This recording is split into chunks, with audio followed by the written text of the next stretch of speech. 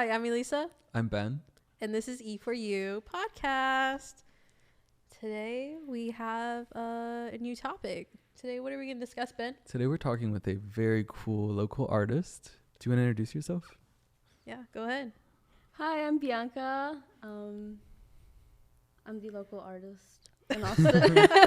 Local artist in What question. kind of art? Yeah, just what kind of art have you been creating, or what's your specialty, you know? I've been creating a lot of digital art, specifically to like transfer it into tattooing. Yes, we always like to start with yuppers. And so we want to know what's the highlight, what's good, what's the yuppers of the week, the month, the day. What's your yuppers? I'd say my uppers would be meeting a bunch of like new people and like trying to, break free from being like an introvert that's like super shy. So doing pretty good. Yay. That was me before I met you. Oh, I yeah. didn't know anybody. He was just like a little shy boy in the closet. And then she takes not me in out all the time now.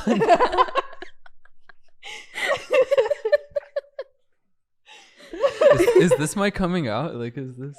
Surprise, y'all. No.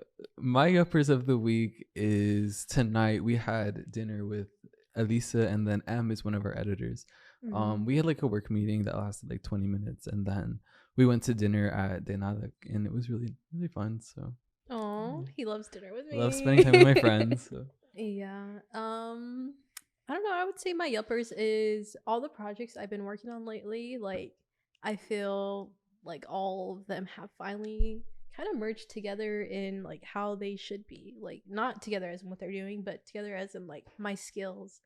And it's just like a little wow moment. Like, okay, I'm doing that. And also, like, look at these earrings, y'all. Like, these earrings were created by Bianca.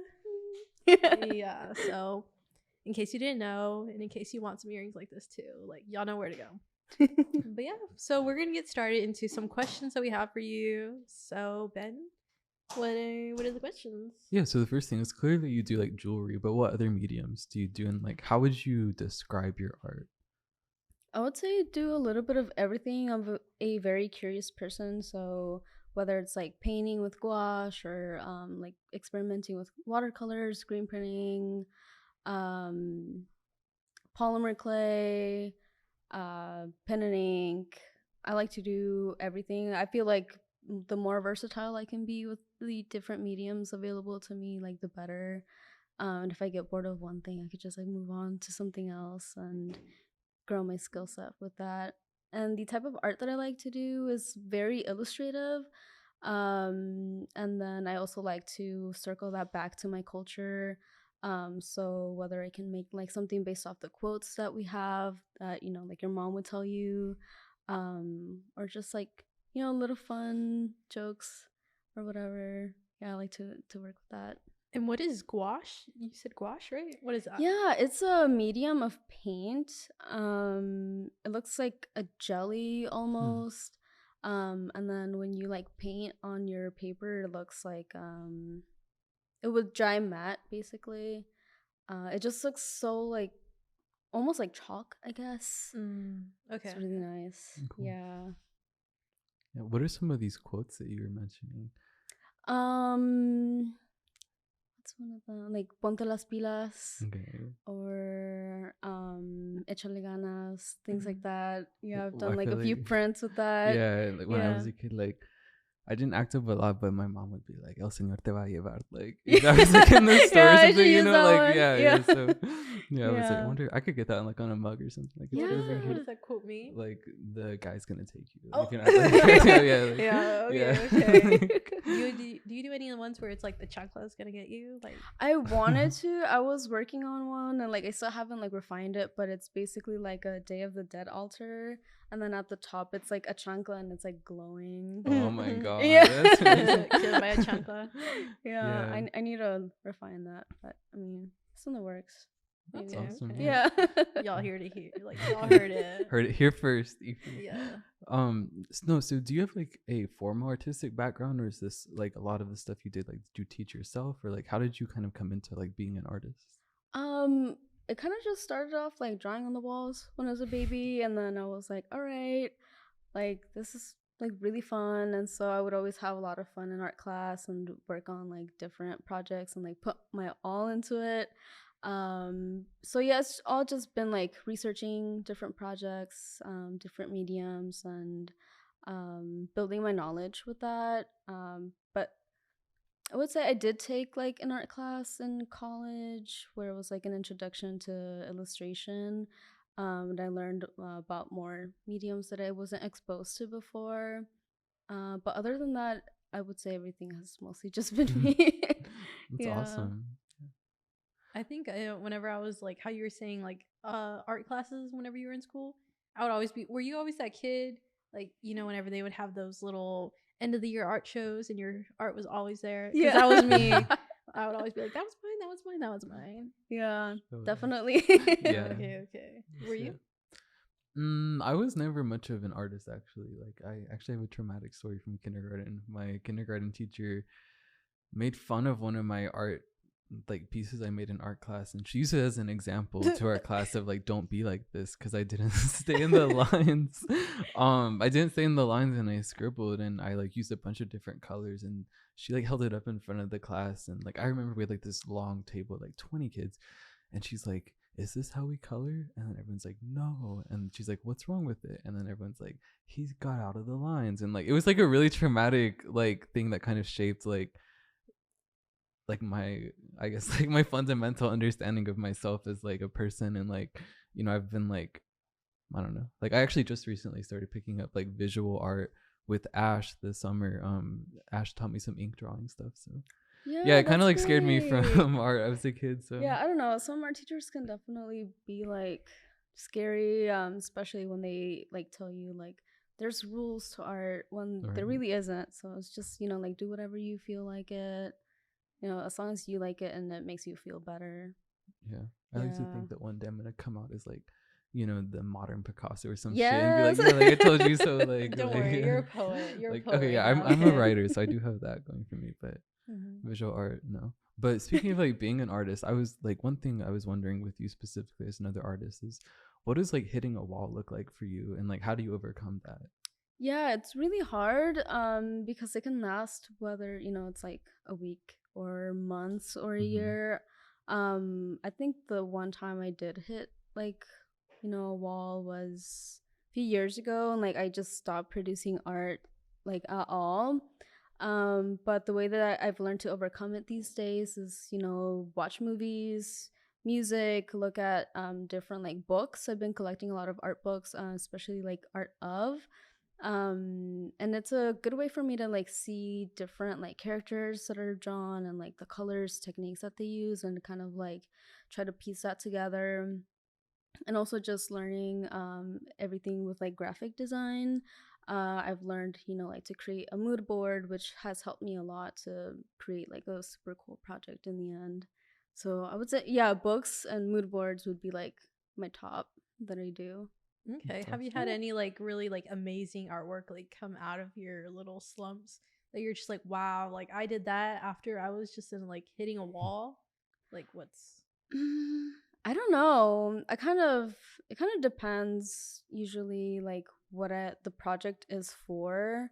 If it's something that I'm super passionate about, that's when I like do the most and like work a lot. But yeah, I don't know. I've never really noticed creating a super like big project out of, hitting the wall. That would be like something good to like keep watch now. But okay. because of the mood board and the books, I haven't really faced that in a while now. So Yeah, we'll see.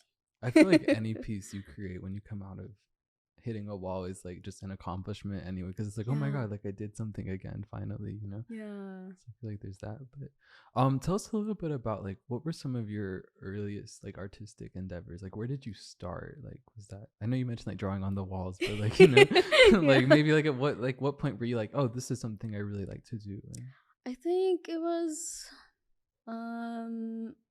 like third grade. We were doing like